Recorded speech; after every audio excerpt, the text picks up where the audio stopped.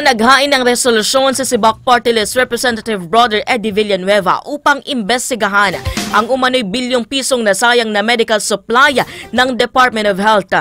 Sa ilalim ng House Resolution 2127, pinaiimbestigahan ni Villanueva ang inilabas ng Commission on Audit o COA report na nasayang na mga expired at masisirang gamot, hindi na na-distribute na mga gamot at medical supplies mula 2021 hanggang 2023.